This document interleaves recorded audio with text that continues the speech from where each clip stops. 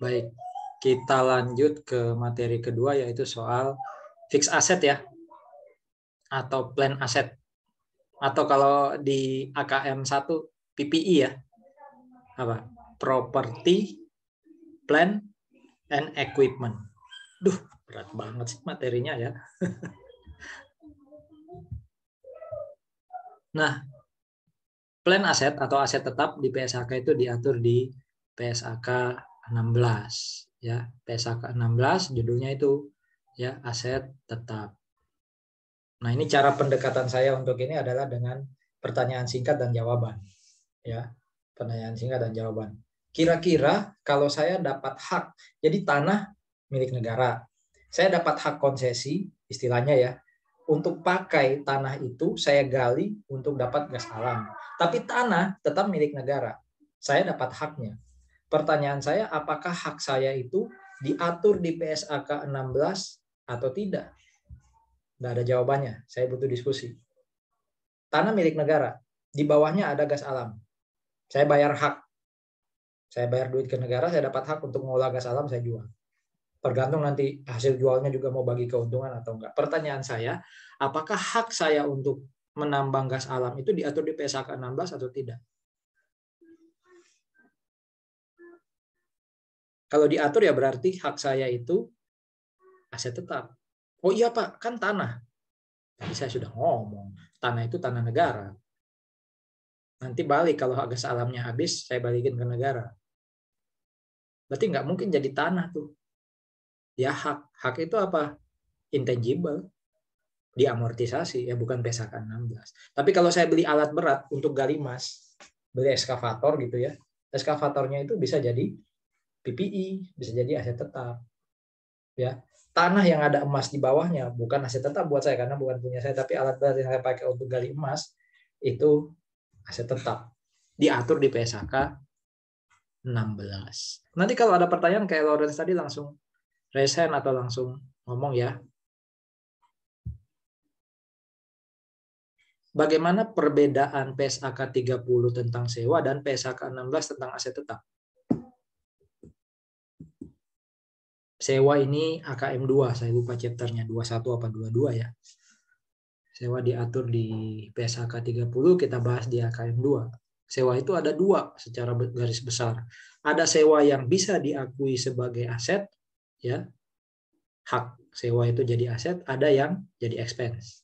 Makanya muncul capital lease atau finance lease, ada yang operating lease. Masih ingat ya? Terus apa bedanya? Ya sebenarnya lebih pada pengakuan aset tetapnya ya. Kalau PSAK 30 tentang sewa itu, ya berarti asetnya jadi milik saya secara akuntansi, bukan secara legal, karena legal tetap miliknya si lesor, ya. Tetapi ketika saya ingin menyusutkan, maka penyusutannya pakai PSAK 16. Jadi itu relevansinya ya, keterkaitan antara PSAK 30 dengan PSAK 16. Utamanya ketika aset tadi saya akui, aset yang saya sewa, saya lesi ya, itu jadi aset saya, maka cara saya memperlakukan aset tadi sama kayak aset tetap yang saya dapat karena saya beli. Ya, disusutkannya ikut PSAK 16. Cara pencatatannya ikut PSAK 16. Gitu ya. Jadi pendekatannya adalah pertanyaan, saya jelaskan, nah itu sebenarnya bagian dari materi. Masih ingat properti investasi? Ada yang masih ingat nggak ya? Properti investasi itu yang kayak gimana? Disebut properti berarti aset kayak apa ini? Saya lama nggak ketemu Anda, jadi nggak bisa bayangin wajahnya yang mana ya. Paling yang terakhir ketemu ya, Lawrence, Amanda. Siapa yang bisa bantu ya? Properti investasi itu aset dalam bentuk apa? Ada yang mau mencoba? Ellen. Oh, atau ada yang mau jawab siapa? Aset tetap, Pak. Properti investasi itu bentuknya aset tetap. Berarti apa hubungannya PSAK properti investasi dengan PSAK aset tetap? Oh, saya kalau properti investasi itu apa ya? Dia mempunyai rentang nilai atau akan menghasilkan kenaikan nilai itu, Pak. Kenaikan nilai. Iya. Kalau saya beli tanah itu properti investasi atau aset tetap? Harusnya properti investasi, Pak. Karena kan Pasti. tanah naik terus, Pak. Harusnya ya. Itu ya. Menurut Ellen bisa bantu, mungkin masih ingat membedakan kapan saya beli sesuatu jadi properti investasi, kapan jadi aset tetap. Ellen Valencia. Mungkin Ketua BEM ya Ellen ini ya? bukan, Pak. Oh bukan. Bukan. Kenapa nggak sekalian jadi ketua gitu ya? Apa bedanya aset diakui jadi properti investasi atau aset tetap? Mungkin ini ya Pak, tujuan dibelinya. Tadi Lauren sudah sempat bantu, satunya apa, spekulasi ya kan, nilainya naik. Ada tujuan lain nggak di luar isu spekulasi? Betul sih, balik lagi ke tujuan, sama kayak tadi aset tetap atau inventory ya. Tujuannya apa? Betul, poinnya itu. Cuma kapan itu disebut properti, kapan disebut aset tetap.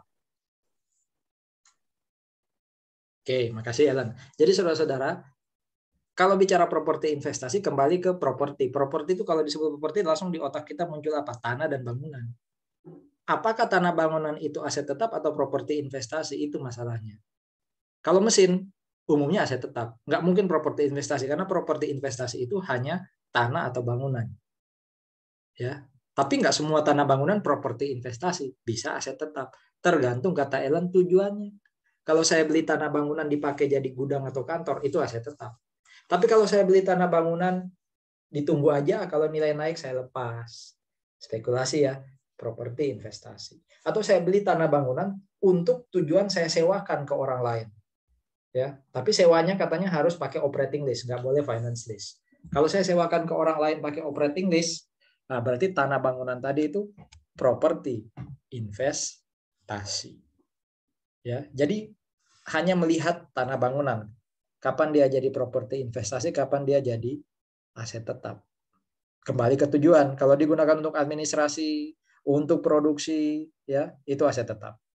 Tapi kalau dia dibeli untuk disewakan pakai operating lease, dibeli tujuannya untuk dijual lagi kalau nilai naik, spekulasi ya, itu properti investasi. Lah, apa bedanya dengan inventory, Pak?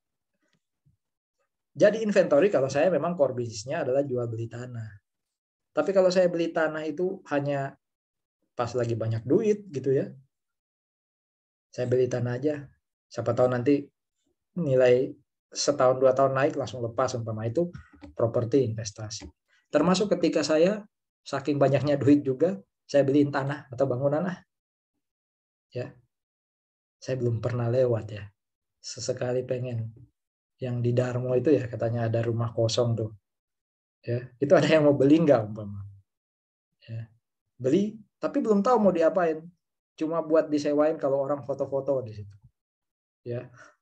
Jadi tujuannya nggak jelas, mau disewakan nggak juga, spekulasi juga nggak, pokoknya beli aja daripada uangnya hilang gitu.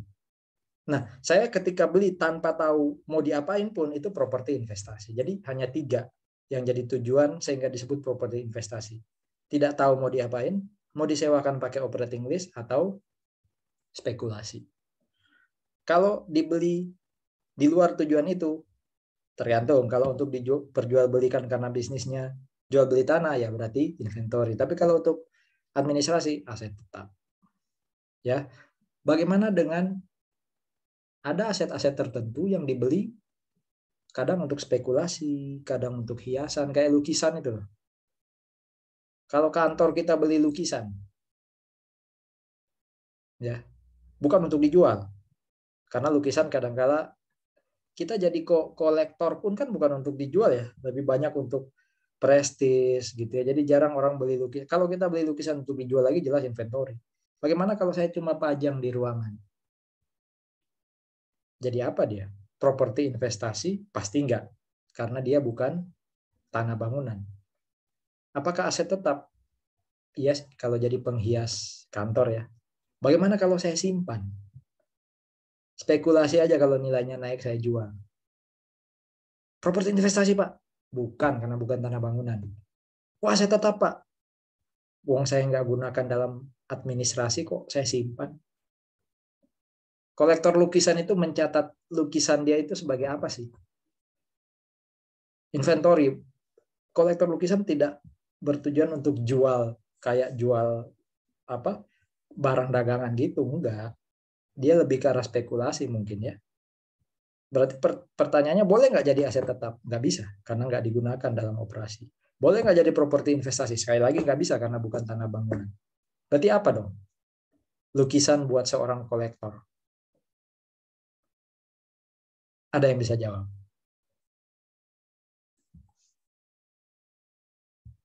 Kira-kira itu investasi.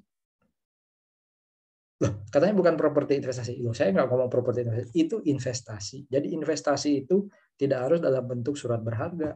Termasuk barang yang mungkin untuk spekulasi. Barang yang mungkin ketika dibeli tidak untuk diperjualbelikan. Barang yang dibeli mungkin tidak untuk dipakai dalam operasi. Ya, itu investasi. Masuknya di long term investment. Aset tetap itu kan sebenarnya investasi ya. Coba cek chapter 23 Kiso and Wagan, Statement of Cash Flow. Kalau kita beli aset tetap, itu kan cash flow yang dikeluarkan untuk investasi. Itu ya. Silakan loh kalau ada diskusi sebelum lebih jauh. Belum ada pajaknya ini. Belum ada pajaknya. Pertanyaan, bagaimana memperlakukan atau pengakuan transaksi-transaksi di bawah ini? Yang pertama, ayo, jadi apa? Mau dijadikan pabrik tuh tanahnya. Berarti? Karena administrasi aset tetap ya, Pak? Aset tetap. Yang kedua, saya beli, nanti mau saya sewakan, tapi jadi capital lease. Boleh nggak jadi properti investasi? Jawabannya enggak, karena syaratnya tadi harus operating lease. Berarti aset tetap lagi yang nomor 2. Hati-hati ya, kata kuncinya operating lease. Disewakan iya, tapi harus operating lease. Nomor 3, for real estate, pasti inventory. Ya kan? Di atas tanah mau dirikan rumah, nanti mau dijual, ya itu inventory. Nomor 4, notebook. Sudah pasti bukan properti investasi, karena notebook. Ya, tapi diberikan kepada karyawan sebagai fasilitas untuk jabatan tertentu. Bisa aset tetap, bisa juga expense ya. Tapi karena nilainya material dan jangka waktunya lama, harusnya aset. Ya aset tetap. Ya. Nggak mungkin investasi, karena kan dipakai dalam administrasinya si karyawan ya. Ada pertanyaan?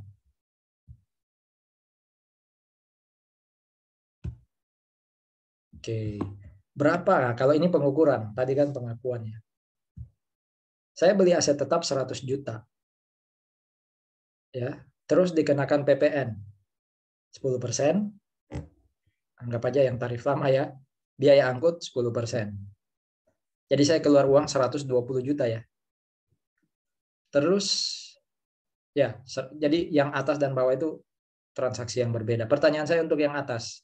Berapa cost of PPE, cost of equipment untuk yang atas? 100 kah, 110 kah, 120 kah, 90 kah, 80 kah?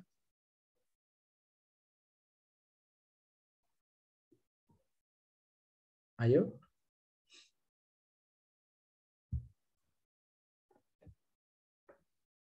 Kalian jadi introvert banget kalau di kelas ya. Tadi aja Elvira ngobrol rame banget. Giliran ditanya jadi pendiam. Berkepribadian ganda.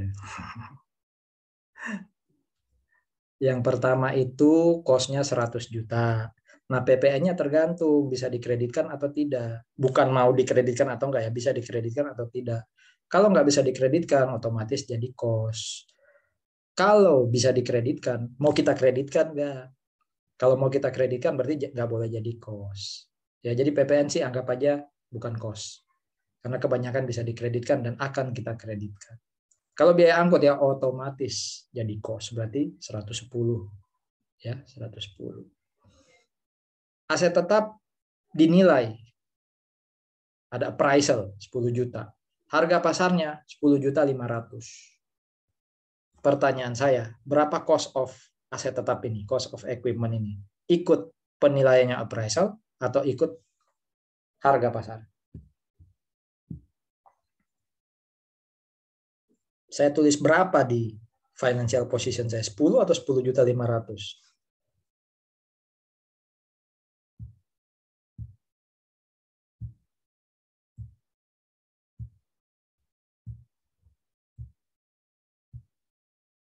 Halo. 10.500.000 harusnya ya, Pak. Kenapa bukan 10 juta? Karena dia pakai fair value-nya, Pak, harusnya. Iya, kenapa nggak boleh pakai appraisal? Appraisal kan juga sebenarnya fair value ya. Cuma memang lewat teknik pengukuran.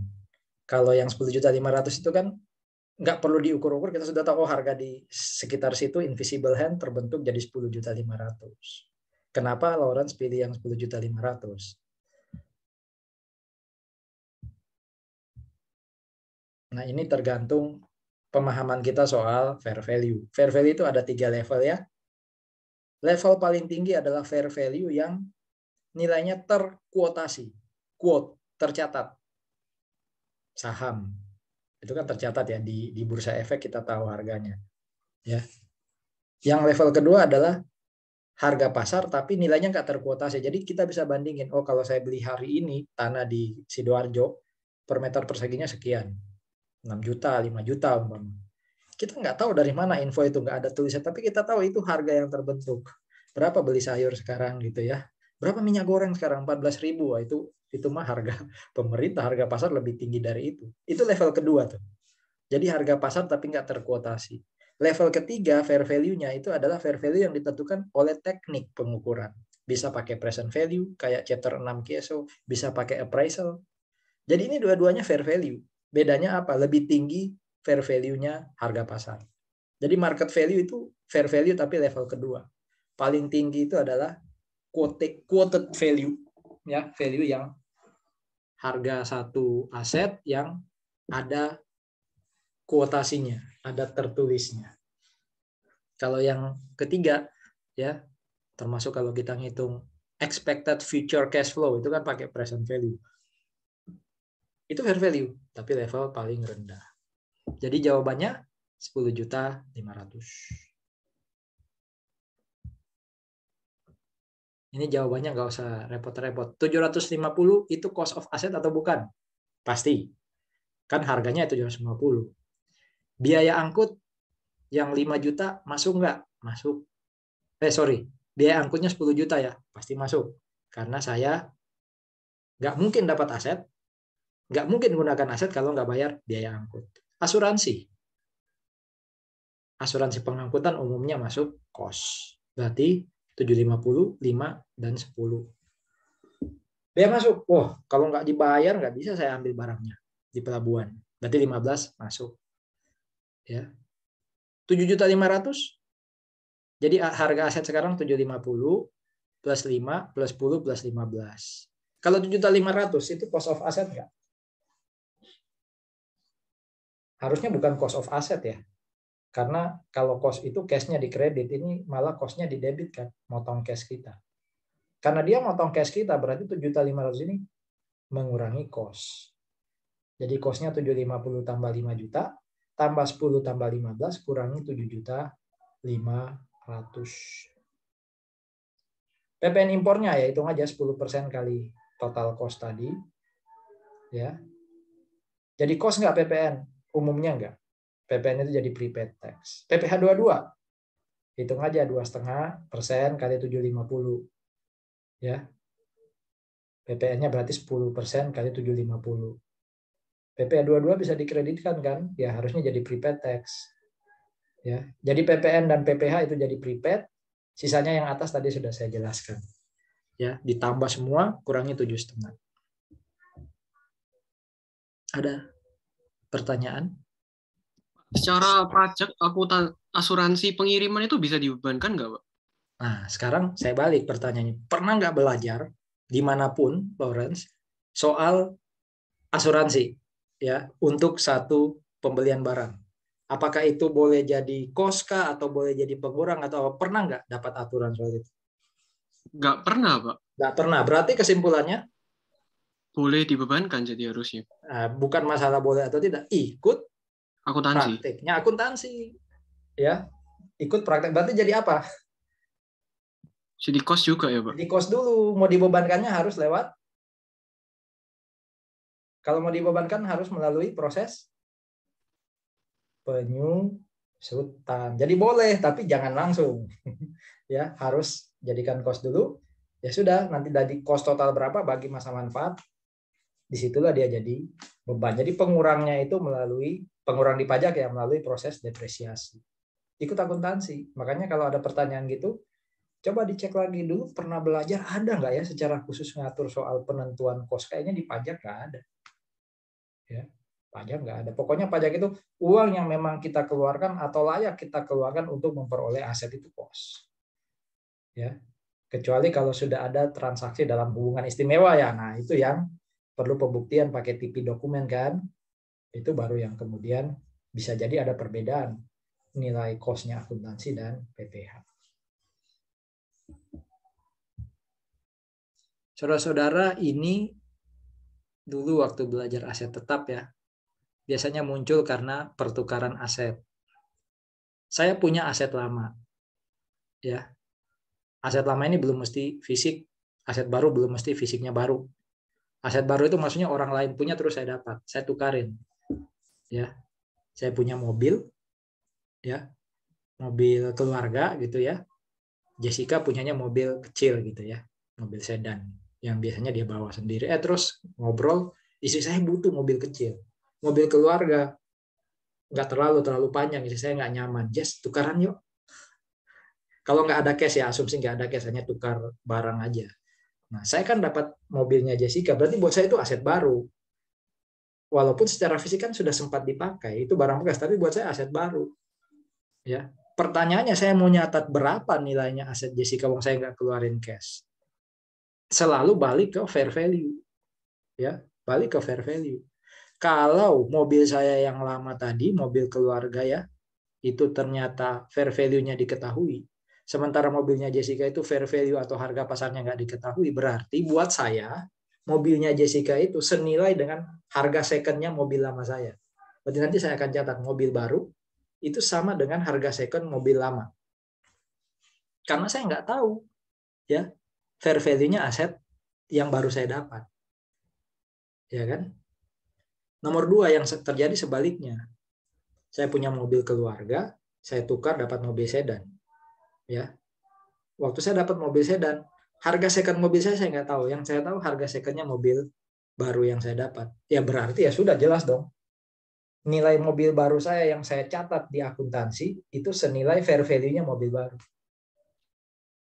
Bagaimana kalau nomor 4? Saya lompat ke nomor 4. Dua-duanya diketahui. Harga second mobil saya tahu, harga second mobilnya Jessica saya tahu. Nah, sekarang pertanyaannya, waktu saya dapat mobil dari Jessica, itu saya catat pakai fair value yang mana, harga second yang mana? Mobil saya yang lama atau mobil yang baru? Kalau nomor 4 yang terjadi, maka kembali ke konsep pengorbanan. Apa yang saya korbankan untuk dapat aset tadi? Oh, mobil lama. Ya berarti yang saya pakai fair value mobil lama. Harga second mobil lama itu saya jadikan harga perolehan mobil baru. Itu nomor 4. Ya. Bagaimana kalau yang terjadi nomor 3? Dua-duanya nggak diketahui fair value-nya, harga second-nya nggak diketahui. Ya pakai book value. Book value kan bisa dihitung ya. Book value yang mana, Pak? Ya book value yang kita korbankan dong. Ya, book value yang kita korbankan. Oke. Pak, nomor 5 sama tuh. Sama-sama dapat asterisk dengan nomor 3, tapi kan nomor 5 sama dengan nomor 4. Perlakuan nomor 3 dan 5 sama, yaitu sama-sama pakai book value. Kenapa? Karena nomor 5 ini walaupun kedua aset tadi saya ketahui market value-nya, tidak ada substansi komersial. Apalagi ya substansi komersial? Substansi komersial itu terjadi ketika saya menukarkan aset saya dengan aset baru dan ada perubahan cash. Ya, ada perubahan nilai yang saya rasakan. Saya punya mobil keluarga, saya tukar dengan mobil sedan yang lebih kecil, mungkin nilainya turun mungkin. Tapi kan berubah nilainya. Ya. Jadi kalau saya jual mobil keluarga mungkin saya dapat cash 100. Mobil sedan kalau saya jual besok, saya dapat 80 umpama. Kan ada perubahan nilai. Atau sebaliknya, karena mobil sedannya ini yang punya Jessica pasti dirawat, ya pasti dirawat dengan baik. Ya, wajahmu aja dibuat jadi cantik, apalagi hanya mobilmu gitu kan. Oh, nilainya jadi 125. Ya udah, berarti ada perubahan nilai juga kan. Nah, kalau itu yang terjadi, itu kok substansi komersial muncul. Tapi kalau saya dapat mobil sedan, saya tukarkan pakai mobil keluarga tadi, cash flow saya juga sama, kan berarti tukar menukar ini nggak ada esensinya secara komersial. Nah, itu yang nomor 5 tuh. Kalau tukar menukar itu menghasilkan cash flow yang sama, baik pakai aset lama atau baru, ya, maka saya pakai cara nomor 3, yaitu menghitung aset baru pakai book value aset lama. Ya. Oke. Nah, ada transaksi nih. ABC, kita jadi dari ABC aja ya, bukan XYZ. ABC, kok ABC bawahnya Han. Han itu ABC, Suteja itu XYZ ya. ABC atau Han, tukarkan asetnya dengan XYZ. Plus tambah 3.000 cash, berarti tukar tambah. Han ini ngasih barang lama, ya, lalu kasih uang 3.000. Oke. Sebaliknya si Suteja atau XYZ itu kasih aset dia sekaligus, di sini malah yang berkorban si Suteja ya atau XYZ ya. Berarti 3.000 itu dikeluarkan oleh XYZ. Berarti pengorbanannya Suteja itu adalah aset dia ya ditambah uang 3.000. Han sebaliknya ya, mengorbankan asetnya tapi nanti dapat uang 3.000. Ini tukar tambah sekali lagi. Nah, pertanyaannya buat Han, berapa sih nilai aset yang dia dapat dari Suteja? Lihat aja fair value. Oh, fair value. Kan dua-duanya diketahui. Kalau dua-duanya diketahui, berarti nomor 4. Kalau nomor 4, berarti lihat pengorbanannya Han apa? 15,5. Tapi kan ketika dia mengorbankan 15,5, dia dapat 3.000. Berarti pengorbanan netnya dia berapa? 12,5. Berarti buat Han, aset baru dari Suteja itu nilainya adalah 12,5. Ya, nilainya 12,5. Kebetulan sama dengan fair value-nya Suteja ya. Di balik Suteja itu pengorbanannya apa? Harusnya kan pakai fair value dia 12,5 ya. Berarti nilai yang dia dapat, aset yang dia dapat dari Han harusnya 12,5. Enggak, pengorbanan Suteja ada 2. Aset dia yang lama 12,5 sama 3.000. Berarti buat Suteja aset dia itu harus dinilai sebesar 15,5. Makanya di belakang kita lihat. Oh, nggak kelihatan di sini ya. Kalau Han akan membuat jurnal, maka aset baru dia akan debit sebesar berapa? 12,5. Jadi new asset buat Han ya, 12,5. Dapat cash di debit berapa? 3.000. Ya. Terus apa? Aset lama sama Han di kredit kan? 28.000. Apalagi ya? Han harus mendebit akumulasi penyusutan 19.000.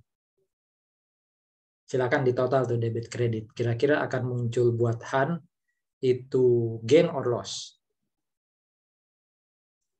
Buat Han gain or loss. Cara untuk menentukan gain or loss, lihat aja nilai bukunya Han berapa? 9.000. 28 kurang 19 kan 9.000. Di pasar fair value-nya 15,5. Berarti nanti akan muncul gain buat Han berapa? 6,5. Nah, kita lihat jurnalnya Han ya. Saya tulis di sini ya. Han akan dapat PPE new di debit ya sebesar 12.500. Terus dia akan menghapus accumulated depreciation ya di debit juga sebesar 19.000. Tapi dia dapat cash di debit juga 3.000. Jangan lupa dia punya aset lama, jadi PPE. All di kredit berapa tuh? 28.000. Coba ditotal dulu. 19 tambah 3 kan 21. 21 tambah 12, 32,5. Ya. 34,5, Pak.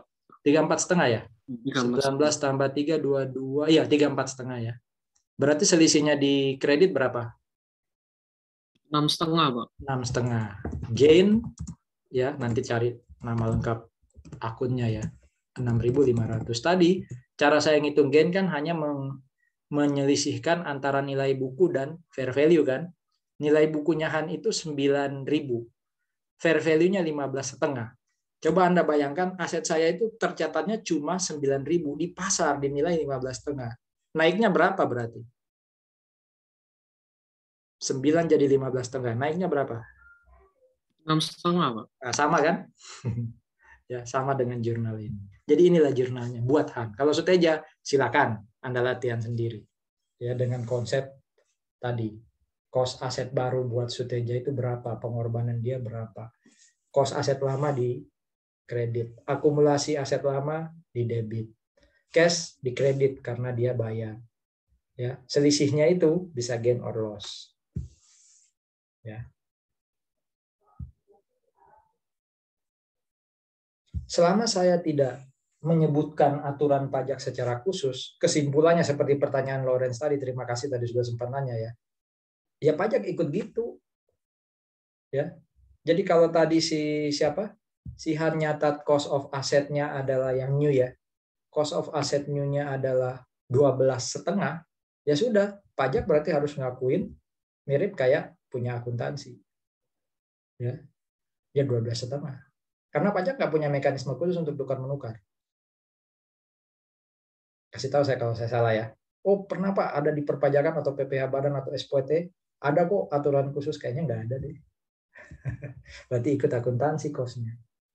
Kalau penyusutannya ya silakan. Kelompok berapa kan? 4, 8, atau 16 tahun atau berapa? 20 tahun ya kan? Nah kalau ini, buat ABC kira-kira jurnalnya gimana? Dia mau beli mesin produksi, ya, nilai wajarnya 195 juta. Kalau dia pakai duit, dia keluar uang 195 juta. Ya. Ternyata ya, dia terbitkan saham. Saham itu par value-nya 15.000. Dia terbitkan 10.000 lembar. Berarti nanti di kredit ini pasti ada share capital ordinary 150 juta. Ya. Share premium ordinary itu tergantung dengan berapa sih nilai aset yang kita debit. Apakah pakai saham ya yang 195 atau pakai saham 20.000 per lembar ya, atau pakai nilai wajarnya aset yaitu 195. Kira-kira yang mana? Pakai nilai pasar saham atau nilai wajar atau nilai pasar aset? Karena kalau kita bilang pakai nilai pasar saham berarti share premiumnya adalah 200 juta kurangi 150 juta. Berarti share premium ordinary di kredit 50 juta. Tapi kalau kita bilang 195 Pak yang kita debit jadi equipment. Berarti 195 kurangi 150. Berarti share premiumnya cuma 45 juta. Yang mana? Yang 195 atau yang 20.000 kali 10.000? Yang 20.000, Pak. Jadi patokannya memang pada saham yang kita terbitkan. Selama kita tahu nilai pasar saham ya. Tapi kalau kita nggak tahu nilai pasar saham, berarti kita pakai yang 195. Kalau kita tahu dua-duanya, pakai nilai pasar saham. Oke, gitu ya. Berarti share premium ordinary-nya berapa? 200 juta kurangi 150. Berarti share premium ordinary di kredit jadi 50 juta. Aduh Pak, dari mana 50 juta? Karena di kredit tadi ada apa? Share capital ordinary ya. Selalu dasarnya apa? Par value. 15 kali 10 kan? 150 juta. Pajak gimana nih? Maaf Mas, ikut akuntansi Mas. Ya, ikut akuntansi. Ini expense kita berapa di akuntansi ini? Kita beli suku cadang peralatan pemeliharaan kayak obeng, kayak apa? Skrup-skrup itu ya yang kecil-kecil itu loh. Saldo awalnya 2 juta. Tanggal 5 Januari kita beli ya 10 juta. Berarti saldo kita 12 juta. Ternyata di akhir tahun ya kita dapat pencatatan penggunaannya 11 juta. Expense kita di akuntansi berapa? Di tahun 2020.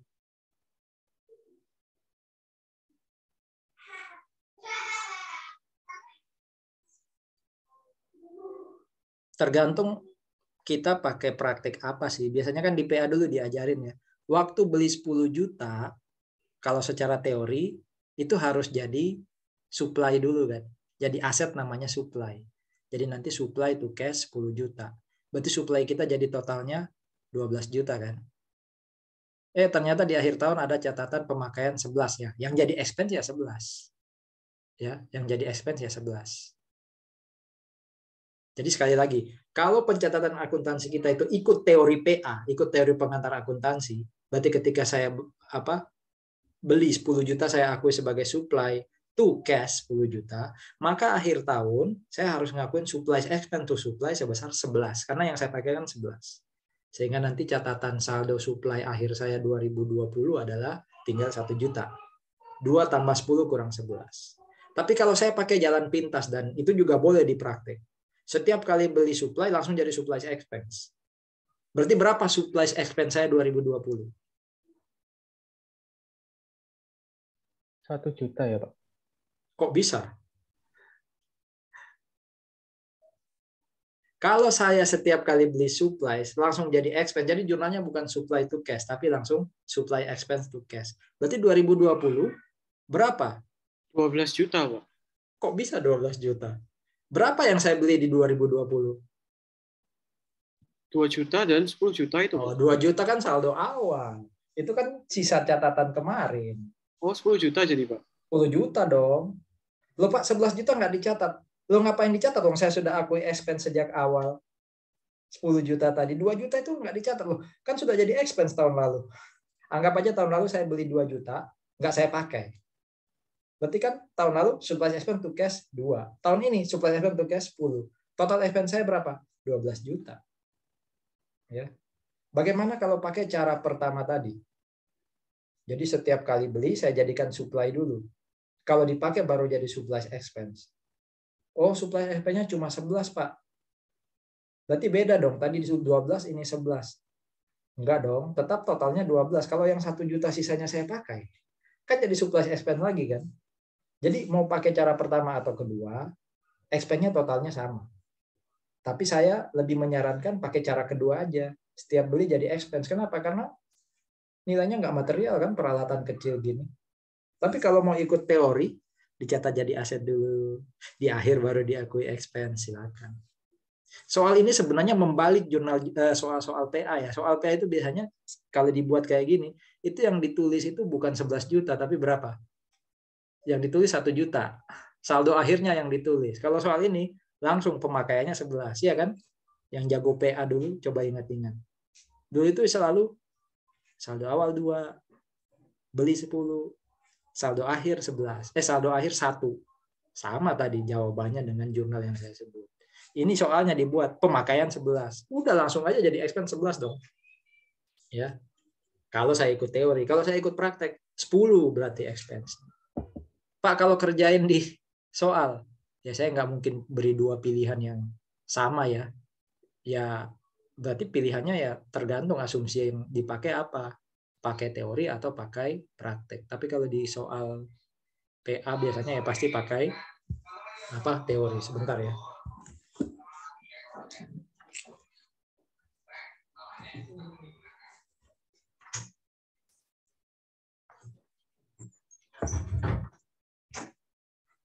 Oke, yang berikutnya itu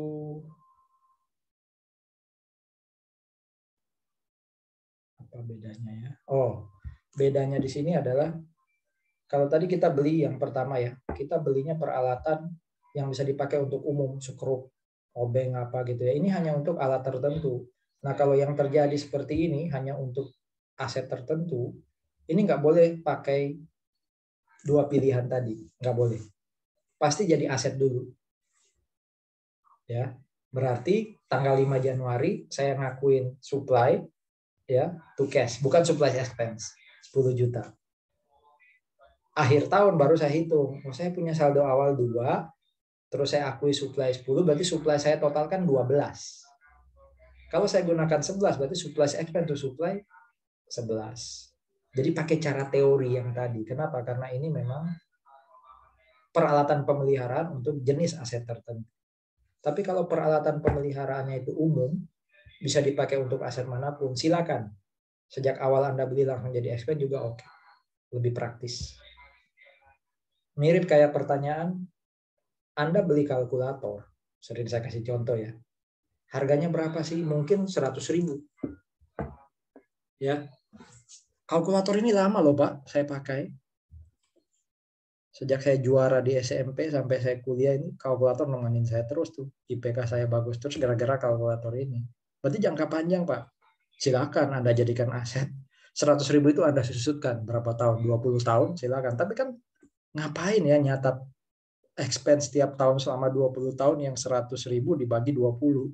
Tiap tahun cuma nyatat 5.000. Mending dari awal waktu beli kalkulator, supply expense to cash.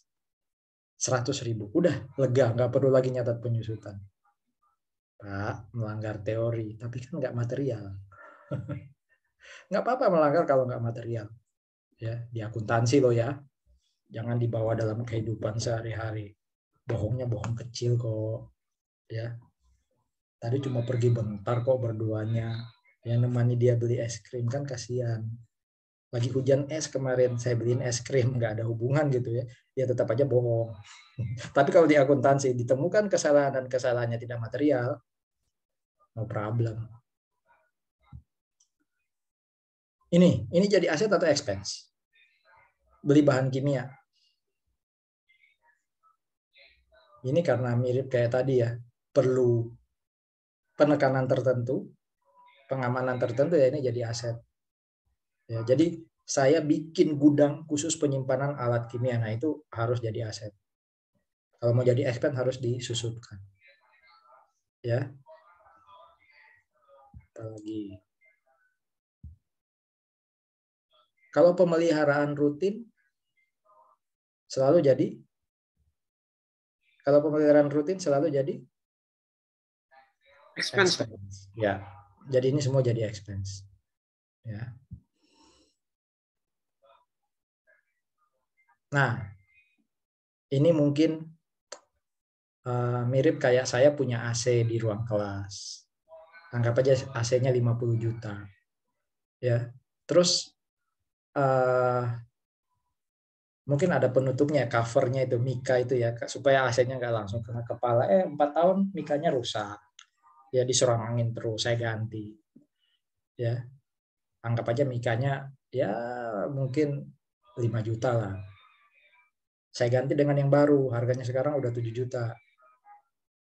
Ya. Gimana saya mencatat mika baru yang saya pakai untuk ngalangin angin AC tadi? Kan sama kayak ini.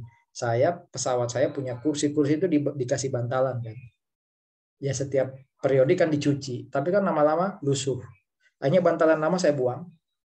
Saya ganti bantalan baru. Waktu saya ganti bantalan baru itu keluar uang 70 juta. Nah, 70 juta ini jadi aset atau expense?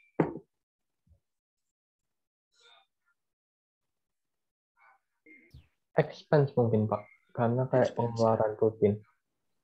Tapi ini bantalnya ini lama loh, bantalan ini. Ya.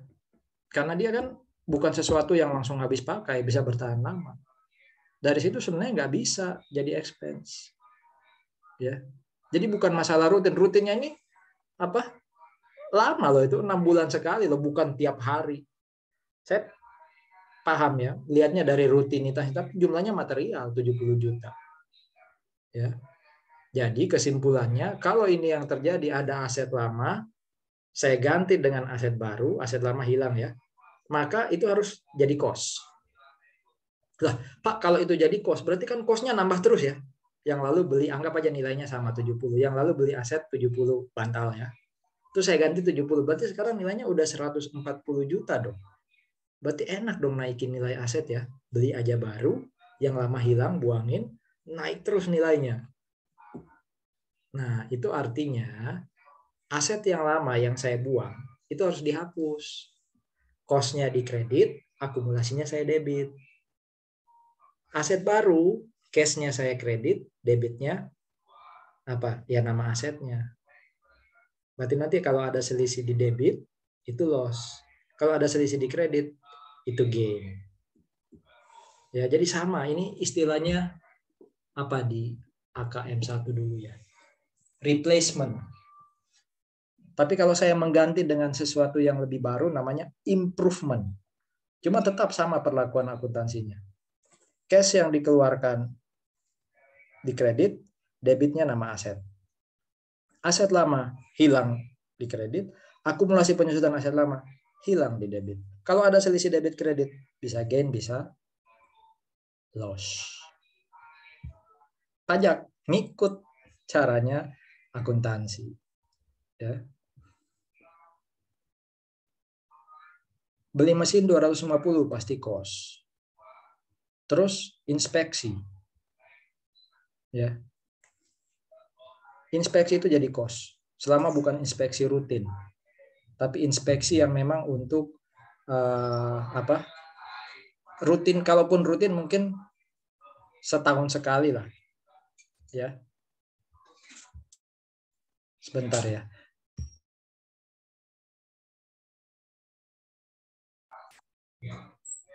Nah, ini berarti 250 jadi 10 juta. Berarti jadi 260 dong.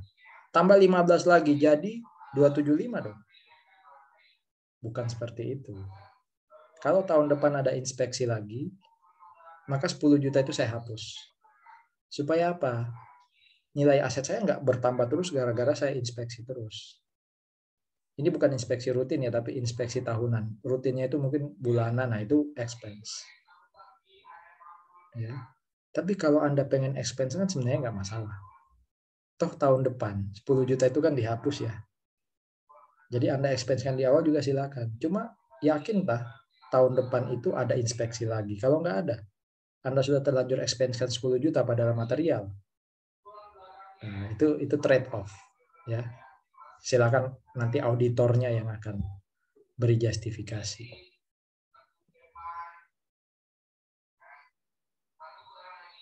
Masih ingat soal ini? Saya beli tanah 10M. Di atas tanah ada bangunan 2M. Saya bayar notaris 5 juta, berarti kan 12M 5 juta. Ya. Terus saya bongkar bangunannya. Keluar kos 100 juta. Pertanyaan saya 100 juta. Jadi cost of land 10M, cost of building 2M. Tapi ternyata buildingnya nggak dipakai. Berarti 2M ini bukan cost of building. 2M ini cost of land. Kenapa? Karena sebenarnya saya membeli tanah itu dengan bangunan sebagai satu paket. Padahal bangunannya nggak saya pakai. Berarti 2M itu cost of land.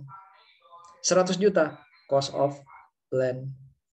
5 juta cost of land. Beda kasusnya kalau 2M itu saya pakai bangunannya. Berarti cost of buildingnya 10M. Cost of landnya 10M. Cost of buildingnya 2M. 5 jutanya melekat di mana? Melekatnya di land. Ya. Karena ini dibongkar, berarti 2M tadi jadi cost of building ya. 100 juta jadi cost. Kok saya ini? 2M-nya karena dibongkar jadi cost of land. 100 juta karena biaya pembongkaran, cost of land. Kok bisa sih, Pak? Apa itu cost? Apa itu aset? Cost of asset adalah biaya yang kita keluarkan, biaya yang kita korbankan, sehingga aset itu siap digunakan. Kalau saya tidak beresin bangunan ini, tidak saya rubuhkan, saya nggak bisa pakai tanah ini untuk bangun bangunan baru. Berarti 100 juta itu masuk dalam definisi pengorbanan saya supaya tanah siap digunakan. Makanya 100 juta itu cost of land. Pak, yang 75 juta itu kan bukan cost ya. Malah dapat cash ya. Cost itu kan kalau cashnya dikredit. Berarti 75 juta itu apa? Ya mengurangi cost of land. Ya, mengurangi cost of land. 2,5 M itu jadi apa? 2,5 M itu cost of apa? Nggak mungkin cost of land. Yaitu cost of building. Kan bangunan baru yang akan dipakai pasti kan. Silahkan dihitung ya. 10 tambah 2, 12 M. Ya, tambah 5, tambah 100, kurangi 75. Itulah cost of land. Sementara 2,5 itulah cost of building. Kalau ternyata bangunan yang 2M itu saya pakai, berarti cost of land-nya hanya 10M tambah 5 juta. Ya. 2M-nya jadi cost of building. Lah yang bawah-bawah, Pak. Ngapain ada yang bawah kalau 2M-nya saya pakai kan? Lanjut ya. Ini apa? Cost or expense? Feng Shui-nya nggak pas tuh. Ya, pindahin dong. Terus keluar biaya 10 juta untuk pindahin. Nah, itu expense atau cost?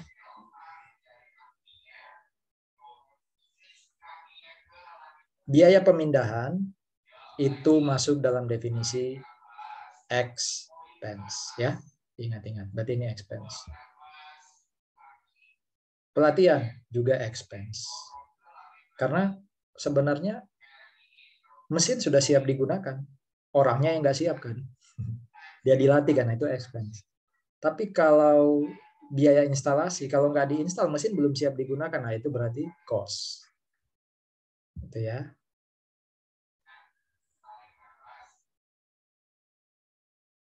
Ini cost or expense. Dengan keluar 10 juta tambahan, fungsi mesin tambah naik, tambah lebih optimal. Sama kayak Anda beli mobil, Anda modif. Ada alumni itu ya, di Sidoarjo punya bengkel khusus untuk apa? Nyetel gas supaya tambah kencang tuh di Lingkar Timur, mungkin kenal. Nah, itu kalau saya keluar uang untuk modif mobil saya di sana, itu cost or expense? Ya pasti cost dong. Uang nambah nilai aset, menambah daya apa keunggulannya kan. Jadi 10 juta dalam kasus ini cost. Karena fungsinya jadi lebih baik.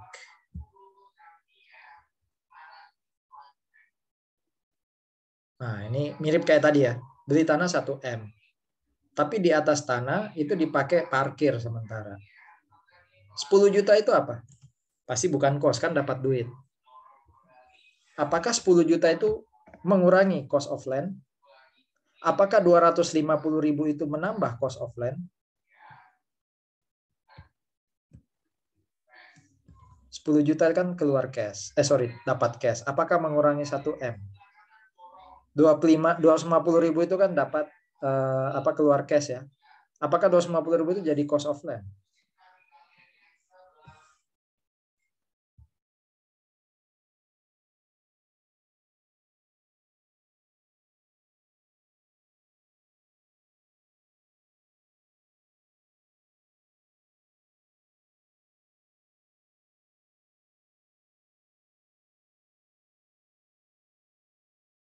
Kalau kasusnya seperti ini, ya 10 juta 250.000 itu nggak ada kaitan dengan perolehan tanah. 10 juta itu other income, 250.000 itu other expense. Beda dengan tadi kan, keluar uang untuk pembongkaran bangunan itu berarti ada kaitan dengan perolehan tanah atau bangunan. Jadi jawabannya cost of land tetap 1M, 10 juta itu other income, 250.000 itu other expense.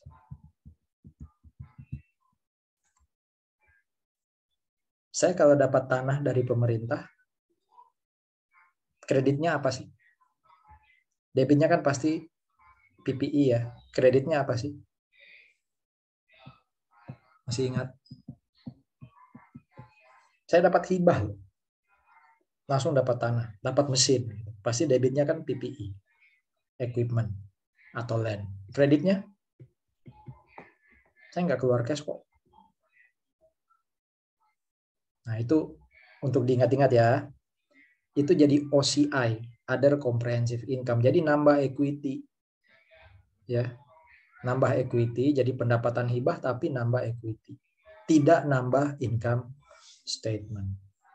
Ya, ingat-ingat. Penilaiannya ya bisa dua ya, bisa pakai cost model, bisa pakai fair value model. Penilaian itu kan selalu di akhir periode, ingat loh ya, per 31 Desember. Ya. Waktu 31 Desember aset saya susutkan. Berarti ada beban penyusutan pada akumulasi. Anggap aja saya belinya 100, disusutkan 10. Berarti nilai bukunya kan 90. Berapa nilai yang saya catat di neraca? Apakah 90, apakah 100? Dua-duanya. Cost 100, kurangi akumulasi 10, jadinya nilai bukunya 90. Ya. Oke. Tapi kalau nilai pasarnya ternyata 120, boleh nggak saya catat pakai nilai pasar? Silakan kalau saya memilih pakai nilai pasar. Tapi kalau saya milih pakai cost, ya saya catatnya 90. Nah, ini model kedua ya. Model kedua namanya model fair value. Seberapa sering perusahaan harus menilai kembali aset tetapnya? Kalau dia pakai model fair value sejak awal, ya berarti tiap tahun. Tapi kalau dari sejak awal dia milih pakai model cost, berarti dia tidak peduli berapa nilai pasar, ya dia boleh menilai kembali sesekali pakai apa tadi? Appraisal ya. Pakai appraisal. Terus penyusutannya gimana? Ya disusutkan dulu, baru dinilai kembali. Terus beban penyusutannya gimana? Atau akumulasi penyusutannya? Akumulasinya dinolkan. Jadi beban penyusutan pada akumulasi, berapapun nilainya ya. Kalau dinilai kembali, akumulasinya di debit, jadi dihapus. Ya. Nih, contoh nih. Gimana jurnalnya nih? Saya punya aset 100 juta. Akhir tahun akumulasi penyusutannya 60. Terus dinilai kembali. Waktu dinilai kembali, nilainya di pasar 50. Gimana jurnalnya? Nah, sekarang lihat. Nilai buku itu 40. Nilainya di pasar 50. Berarti logikanya kan ada gain berapa?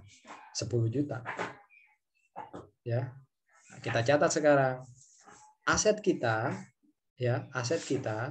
awalnya nilainya 100, cost-nya ya. Sekarang nilainya tinggal 50, berarti sebenarnya equipment, saya catat dulu equipment-nya ya, langsung ke sisi kredit. Saya kurangi 50. 50 juta itu dari mana? 100 cost kurangi nilai wajarnya sekarang 50. Berarti kan saldo equipment tinggal 50. Ingat, kalau punya akumulasi penyusutan tadi, maka akumulasinya hapus. Akumulasi kan di kredit, berarti dia harus di debit. Berapa? 60. Berarti masih ada selisih di sisi kredit ya. Berapa selisih di sisi kredit? 10 juta. Apa namanya itu? Itulah yang disebut sebagai unrealized gain or loss. Atau kalau nama lainnya apa? Revaluation surplus. Semoga ingat ya. Jadi 10 juta itu ya tadi saya hitungkan ya. 100 kurang 60 nilai bukunya kan 40. Di pasar jadi 50. Berarti kan dia gain 10 ya. Ternyata terbukti di sini. Gainnya kan 10. Cuma unrealized gain or loss atau revaluation surplus ini tidak masuk income statement. Dia masuk menambah equity secara langsung. Masuk OCI. Nah pertanyaan saya sekarang, Kalau kaitannya dengan pajak, berapa koreksi fiskal tahun ini? Positif, negatif, dan berapa?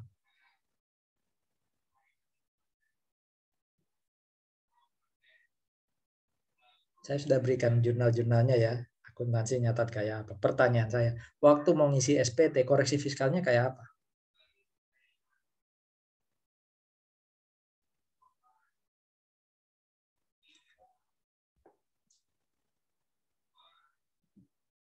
Halo, Koreksi fiskal positif, Pak. berapa? 10 juta. Kok bisa positif ya? Ini gain, keuntungan. Kan di sisi kredit kan gain ya. Kok bisa positif? Kalau hilang kan berarti kan menurut Lawrence malah nambah labanya di pajak. Karena kan kalau misalnya keuntungan sisa lebih atas revaluasi aset kan diakui sebagai gain, Pak. Di pajak ya. Iya. Nah, berarti sama kayak akuntansi. Kenapa harus ada koreksi fiskal? Paham ya? Kalau pakai logikanya Lawrence, kan di pajak itu diakui sebagai gain. Tapi akuntansi juga sudah nyatat gain loh. Ada sisi kredit tuh 10 juta. Kok bisa koreksi fiskal positif? Jadi nggak ada, Pak, buat yang ini. Nggak ada koreksi fiskalnya. Iya. Saya pikir tadi Oke. belum diakui di akuntansi. Oke. Yang lain. Terima kasih Lawrence. Sebenarnya saya ngecek aja, memastikan aja. Betul diakui di akuntansi, tapi tidak masuk income statement Lawrence. Jadi sebenarnya kalau pakai pendekatan itu harusnya memang koreksi fiskal positif 10 juta. Masalahnya kita nggak tahu apakah betul pajak itu ngakuin 10 juta sebagai penghasilan yang kena PPh atau enggak. Kan kita belum bahas itu. Atau mungkin sudah tahu ya. Tapi kalau sudah tahu pun jawabannya adalah 10 juta itu kena PPh tapi final. Berarti jawaban terakhir benar. Tidak ada koreksi fiskal. Kenapa? Karena sudah kena PPh final. Ya.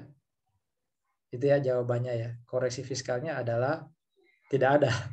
Karena di akuntansi tidak ada pengakuan income sama sekali loh di income statement. Maksudnya kan di OCI. Di pajak kena pajak, tapi final. Final pun kan di akuntansi nggak ada.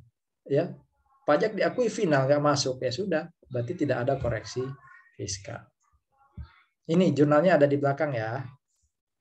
Jadi selain saya tulis di chat, jurnalnya ada di belakang. Tahun depan ternyata, ini cara lain sih. Ini cara pertama, hapus akumulasinya. Kalau ini cara kedua, akumulasinya ditambah secara proporsional. Awalnya akumulasi 60, sekarang nambah 15, seperempatnya. Baik, saya tidak menyarankan pakai yang kedua karena pusing nih. Kok bisa 15? Karena logikanya adalah nilainya naik 10 kan.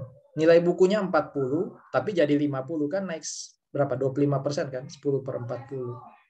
Berarti equipmentnya juga naik 25%, akumulasinya naik 25% dari 60. Ya. Revaluation surplusnya tetap sama seperti yang pertama tadi 10 juta. Jangan bingung ya. Bisa pakai ini. Ini yang paling gampang, akumulasi dihapus, atau pakai pendekatan kedua. Diproporsionalkan. Nilai buku 40, nilai pasar 50 kan naik 10 juta. 10 juta itu seperempat kan dari 40 juta kan. Berarti equipmentnya naik seperempat dari 100, akumulasinya naik seperempat dari 60. Tetap revaluation surplusnya sama yaitu 10. Ini Pak, sama kalau di ya. akuntansi, revaluation surplus ini masuk sebagai apa, Pak? Tadi Kalau OCI. Oh, masuk ada comprehensive income itu ya, Pak? Ya, jadi nggak masuk income statement. Makanya saya bilang tadi, ya, di akuntansi sebenarnya nggak dicatat sebagai income. Ya, jadi sehingga jawaban Lawrence sebenarnya benar, nggak ada. Ya. Kalau Lawrence jawab koreksinya positif karena masuk, itu justru salah karena justru di pajak juga nggak masuk karena sudah kena final. Ya, jadi revaluation surplus bukan income statement account, tapi OCI account. Saya skip ya yang contoh-contoh kayak gini ya. Ini kalau loss. Intinya akumulasinya dihapus. Ya. Kalau loss gimana? Apakah boleh jadi pengurang? Akuntansi nggak pakai fair value, akuntansi pakai cost. Jadi ini kalau dalam kasus ini ya, ini koreksi fiskal positif. Kalau akuntansi loss, itu nggak masuk OCI, tapi masuk income statement. Kalau akuntansi gain, masuknya di OCI. Ini bukan pajak loh, ini akuntansi yang kita sudah pelajari di AKM 2 lalu. Jadi saya serba salah nih, mau diulang. Menambah beban, tidak diulang, pasti sudah lupa. Tapi ini cara yang paling gampang untuk mengingatkan kembali dan sekaligus ngasih tahu, pajak itu ngikut akuntansi. Kecuali kemudian tadi, saya belum terangkan ya bagaimana perlakuannya di pajak. Ini saya skip ya, karena logika berpikirnya sama. Nanti tinggal Anda lihat. Ini tuh kalau tahun depan ternyata nilainya awalnya rugi ya, terus ternyata nilainya naik. Berarti loss-nya bisa di-recovery. Ya. Nanti tanya aja di chat Japri ya, Line kah atau ya Pak, ini dapat dari mana dan semacamnya. Saya terbuka untuk menjawab pertanyaan kayak gitu. Penyusutan juga nggak perlu diajari ya. Oh ya, yang perlu saya tekankan adalah di akuntansi itu kalau disebut declining balance, nggak mesti double declining balance. Nggak mesti. Ya, karena declining balance itu harusnya merujuk pada persentase tertentu. Ya, kecuali nggak ditulis persentasenya. Nah, itu pasti double declining balance. Ya. Kalau garis lurus berarti 110 kurang 10 langsung dibagi masa manfaat berapa tahun nih? 5 tahun. Tapi kalau declining balance 20 itu berarti tahun pertama disusutkan 20% kali 110. Ya, nggak perlu dikurangi dengan 10. Kalau double declining balance berarti tarifnya double dari garis lurus.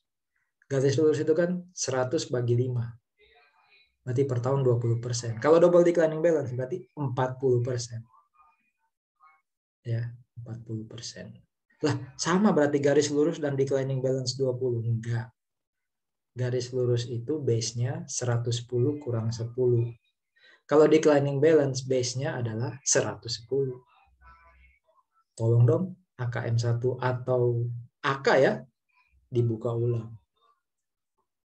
Pajak boleh ya pakai garis lurus, cuma kelompoknya kan umurnya sudah ditentukan, beda sama akuntansi.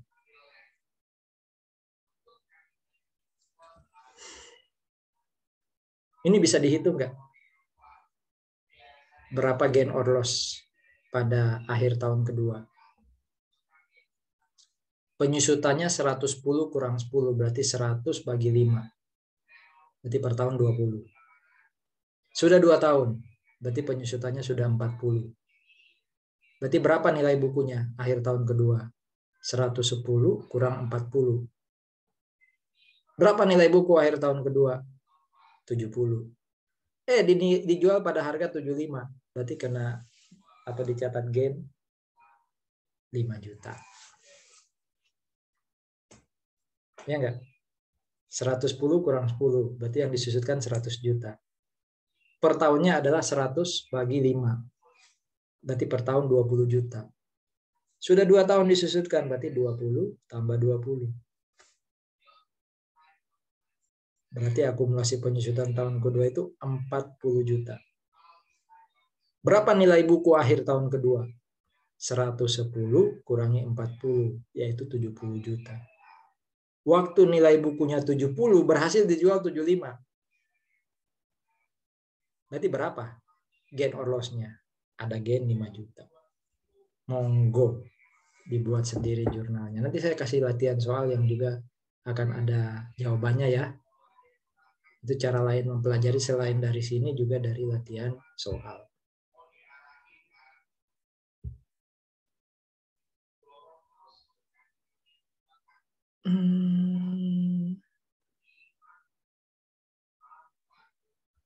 PTA punya saham PTB 30%. Ya. Tanggal 1 Januari 2020 A jual ke B 10 juta. Harga pasar dari transaksi 12 juta. Ini sebenarnya hanya ingin menunjukkan bahwa secara fiskal kita nggak pakai khususnya yang B ya.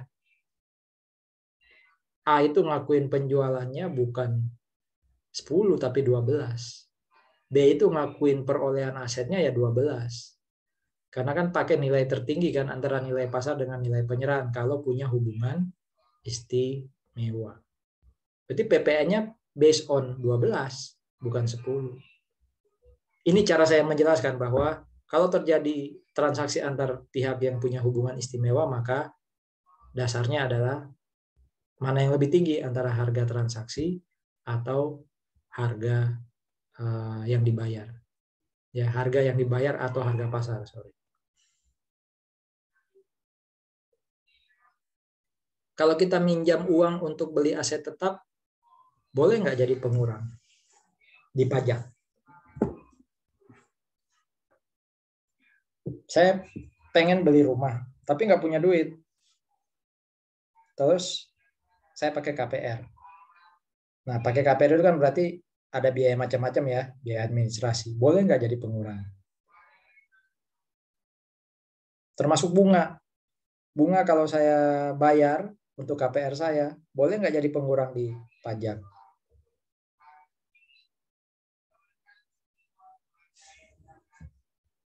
Ada ide?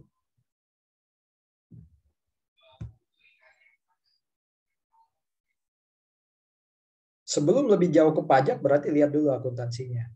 Bunga yang saya bayar untuk kredit dalam rangka memperoleh aset tetap, itu expense atau cost?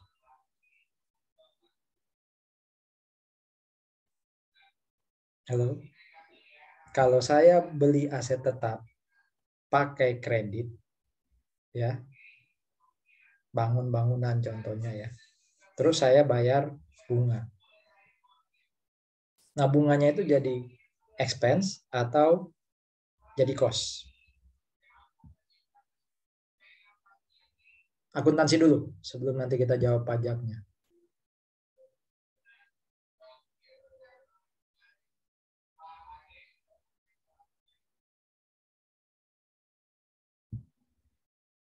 Lupa ya akuntansinya ya. Akuntansinya itu ada di chapter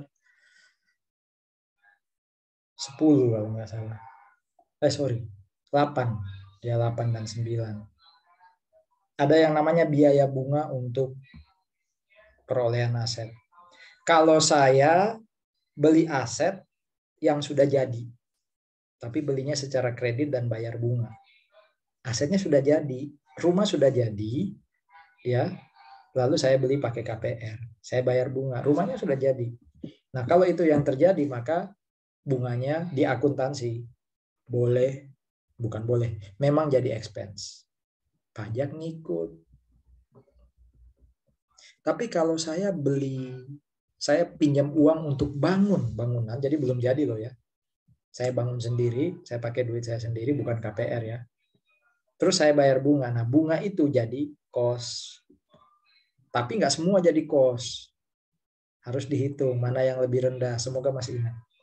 Actual cost atau actual interest dibandingkan dengan avoidable interest. Itu yang kemudian jadi cost. Ya, jadi mana yang lebih tinggi, aktual atau avoidable. Oke. Kalau akuntansi mengatakan semua jadi cost, pajak ngikut. Kalau akuntansi mengatakan ada yang jadi expense, pajak ngikut. Boleh jadi pengurang. Nah, ini tukar menukar aset tadi, ya intinya tolong dipraktekkan yang tadi kita sudah belajar di tukar menukar. Pajak mengikuti caranya akuntansi. Jadi ini saya saya skip ya. Nanti jawabannya saya berikan dalam bentuk Word. Nah, ini yang sudah sempat saya singgung, aset tetap di mana? Di pajak itu secara prinsip boleh dinilai kembali ya, tapi harus pakai appraisal. Ini aturannya. Saya dikoreksi kalau sudah ada aturan terbaru lagi ya. Saya ingat saya ini aturan terbaru 2009. Ya. Jadi boleh dinilai kembali. Tapi harus pakai appraisal, nggak boleh pakai kayak akuntansi ya. Cari harga pasarnya aja berapa, itulah nilai kembalinya, nggak boleh. Apa saja syaratnya supaya boleh menilai kembali aset? Ada di sini. Ya. Ya, saya sudah bayar PPh terutang, SPT sudah masuk. Pokoknya sebelum saya lakukan revaluasi, semua kewajiban pajak harus saya lakukan. Kalau enggak, saya enggak boleh melakukan revaluasi aset tetap. Siapa yang boleh merevaluasi? Saya juga berikan di sini. Itu saya ambil dari aturan-aturan yang saya sajikan di depan ya. Ini. Saya pindahin ke slide. Kalau Anda nggak percaya silahkan dibaca ya. Jadi memang dilematis. Mau suruh baca aturan, bukannya nggak percaya ya. Tapi saya meragukan jujur aja Anda ini. Tapi kalau saya sajikan di sini, Anda nggak baca aturan. Nah, saya memilih dengan menyajikan di slide. Minimal besok-besok kalau Anda akan ketemu kasus baik itu USKP ya, ujian sertifikasi konsultan pajak, atau di praktek Anda tahu ada slide-nya Pak Agus dan nomor aturannya. Silakan dicari di sini. Ya. Dengan gini Anda lebih praktis, nggak perlu lihat aturan, sudah saya pindahkan ke sini. Ya. Ini yang boleh melakukan revaluasi aset tetap. Bagaimana prosedurnya? Izin dulu ke DJP. Nanti DJP yang kasih surat. Oh ya, silakan Pak Agustoli atau PT Agustoli lakukan revaluasi. Apakah semua aset saya boleh direvaluasi? Kalau di akuntansi boleh. Kalau di pajak, nah, bisa seluruh aset. Dia disebutnya aktiva ya oleh pajak. Seluruh aset tetap saya selama berwujud bisa, termasuk tanah. Ya. Jadi itu bisa dilakukan. Oke. Seberapa sering? Kalau akuntansi boleh tiap tahun, kalau pajak hanya boleh sekali dalam 5 tahun. Ya, ingat-ingat ya. Jadi 5 tahun. Pertama hanya boleh sekali. Oke. Nah, penilaian itu kalau kita pakai jasa appraisal tadi, setelah appraisal muncul berarti 1 tahun setelahnya paling nggak sudah harus kita akui. Apa makna dari nilai yang dikeluarkan oleh appraisal? Yaitu yang kita susutkan nanti. Ya. Jadi kalau appraisal katakan awalnya nilai buku 900 juta, sekarang jadi 1M. Ya 1M itulah nilai baru aset kita, kayak kos pertama kali kita beli. Ya. Jadi appraisal ini profesi ya. Cara nentukannya itu dia pakai teknik matematika yang advance, bukan matematika dasar. Makanya yang biasanya mengambil profesi ini ya teman-teman finance and investment. Anda bisa jadi one stop service, Lawrence. Jadi akuntan, jadi tax consultant, jadi appraisal. Wah. Nanti ambil SH, siapa yang nanya ya kemarin? Kalau nggak salah Jessica, Pak. Boleh nggak jadi kuasa wajib pajak? Oh, kalau hanya akuntansi atau apapun ya, nggak sarjana ekonomi gitu, sarjana manajemen itu nggak cukup. Harus SH. Pak, gimana kalau saya jago pajak? Saya punya klien berkasus di pengadilan pajak. Ya, mohon maaf. Nggak bisa kita wakili terpaksa kalau sudah di pengadilan pajak. Kita harus dompleng orang yang punya SH. Jadi yang punya SH ini jadi wakil WP di wajib pajak di pengadilan pajak, tapi kita yang speak ketika berdebat gitu ya. Kita kan jadi bagiannya si orang yang punya gelar SH.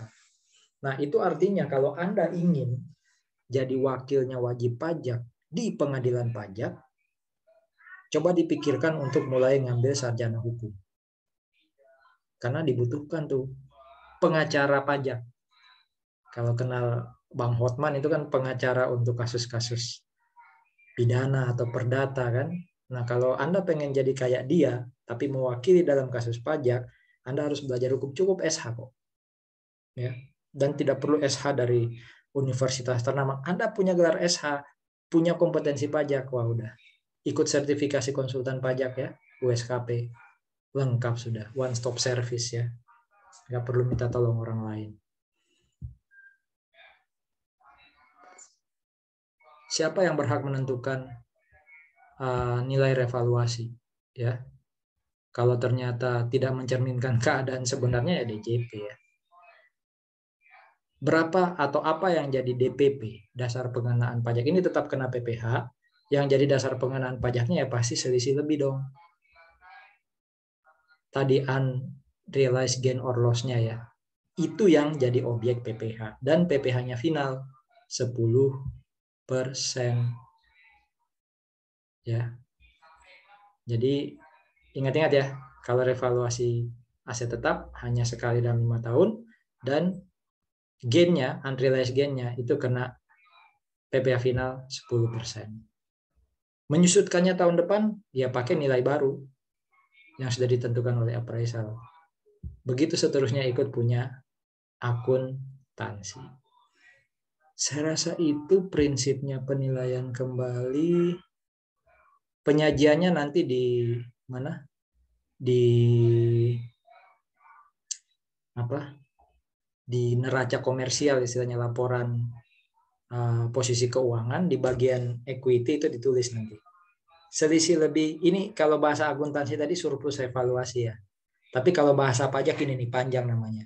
Selisih lebih penilaian kembali aktiva tetap perusahaan pada tanggal bla bla bla. Nah, di sini dimungkinkan neracanya komersial dan fiskal berbeda. Hanya karena ada satu akun ini.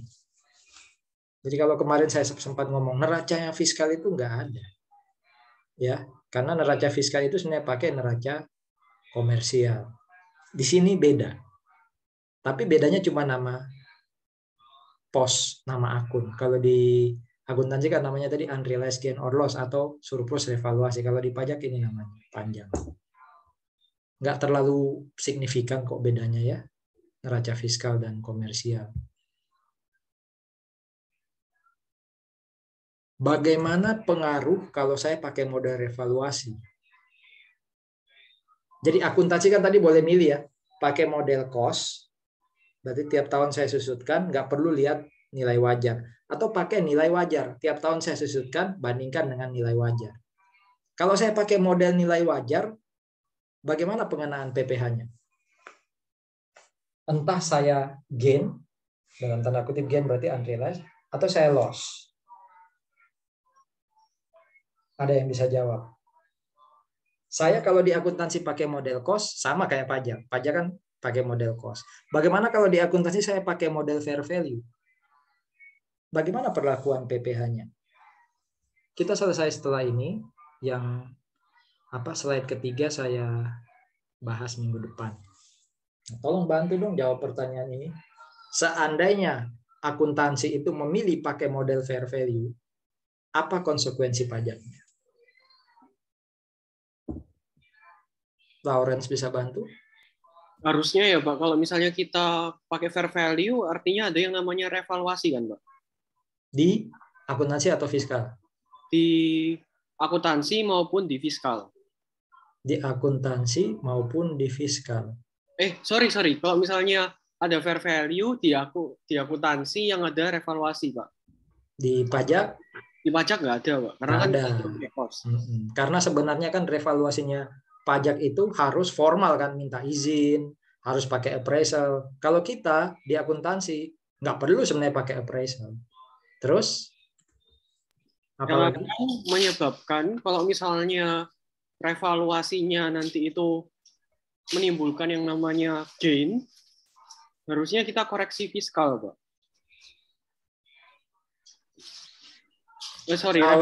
Kalau gain-nya masuk OCI, nggak perlu dikoreksi apa-apa. Karena dia tidak masuk di income statement kan. Iya Pak. Gitu. Tapi kalau loss di akuntansi? Loss di akuntansi jadi loss on impairment itu ya Pak ya? Ya betul. Itu di pajak gimana? Loss on impairment meskipun kita lakukan secara official pun di pajak tidak mengenal yang namanya sisa lebih itu Pak. Jadi tidak bisa dibebankan meskipun kita pakai appraisal ataupun yang lain, kecuali dialihkan asetnya. Oke, jadi intinya gini. Sebenarnya saya nggak tahu ada yang bisa bantu juga nggak. Kalau Lones juga bisa jawab, silakan. Apa sih tujuan kita lakukan revaluasi kira-kira? Mau naikin nilai aset atau mau menurunkan nilai aset? Kita lakukan revaluasi ulang itu loh, pakai appraisal itu sebenarnya tujuan kita logika bisnis saja. Mau naikin nilai aset atau nurunin nilai aset? Menaikkan, Pak. Naikkan. Jadi kayaknya nggak pernah ya kita sewa appraisal untuk nanti ketemu nilai aset kita kurang. Ya kan? Jadi saya koreksi dikit tadi. Oh, kalau pakai appraisal terus loss nggak bisa jadi pengurang. Kayaknya nggak mungkin ada itu. Kalau pakai appraisal pasti nilainya naik. Ya, kalau naik dan itu memang diizinkan oleh fiskal, maksudnya sudah disetujui oleh Dirjen Pajak, ya sudah, akui sebagai tadi selisih lebih penilaian kembali aset untuk tujuan pajak dan kena PPh final 10%. Nah, kalau saya lakukan penilaian akuntansi tapi tidak penilaian untuk pajak dan saya ketemu loss, ya nggak boleh jadi pengurang dong. Karena untuk tujuan pajak itu harus sesuai dengan persetujuan Dirjen Pajak. Ya nggak bisa asal, ya nggak bisa asal. Saya rasa itu. Ada diskusi, kalau tidak ada siapa, Christian bisa buat QR code-nya, yang ketiga kita ketemu di minggu depan ya. Iya Pak. Sesuai RPS ya Pak?